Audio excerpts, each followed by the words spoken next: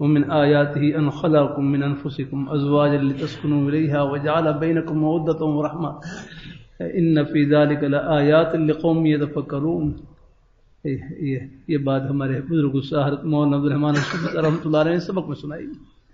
حضرت نے یہ آیت پڑھی کہ نکاح جو ہے یہ بھی اللہ تعالیٰ کی معرفت کی نشانی ہے کہ نکاح سے میاں بیوی کے درمیان جو تعلق قائم ہوتا ہے وہ تار عنکبوت مکڑی کے جالے سے بھی زیادہ کمزور ہے. کہ ایک دفعہ کہا قبول تو جڑ گیا، ایک دفعہ کہا تو نکاح طلاق کا وہ کٹ گیا. لگا روتے ہیں پھر بعد میں آ کر لگا. ہاں بھائی یہ زبان کو ذرا سوچ سمجھ کر استعمال کیا کریں. ہاں کیا لفظ بول رہے ہیں ہم.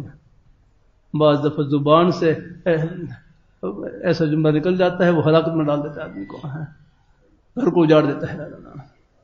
تو حضرت فرمانے لگے اللہ میاں فرما رہے ہیں یہ نکاح بھی ہماری معرفت کی نشانی ہے. دیکھو کتنا تعلق کمزور تھا لیکن تم اس تعلق کو نبھانے کے لیے کتنا ایک دوسرے کے لیے تم سرگردان لگے رہتے ہو. خامن بیوی خدمت لگا ہوا ہے، بیوی ان کی خدمت میں لگی ہوئی یا کرنا اور اس تعلق کو نبھا رہے ہیں الحمدللہ.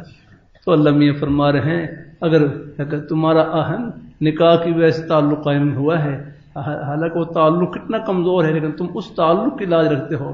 آخر تمہارا مجھ سے بھی تو تعلق ہے کہ نہیں یاد کر رہا ہے، میں تمہارا خالق ہوں یا کر رہا ہوں، تمہاری سب ضرورتوں کو پورا کرنے والا ہوں یا کر رہا ہے.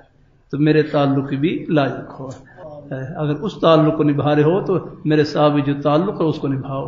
اور اللہ تعالیٰ سے تعلق کو نبھانا یہی ہے جہاں تک ہو سکے اللہ تعالیٰ کے حکموں کو بجا لانا، اللہ پاک کے پیارے حبیب صلی اللہ علیہ وسلم کے پیارے نورانی طریقوں کو سینے سے لگانا. الحمدللہ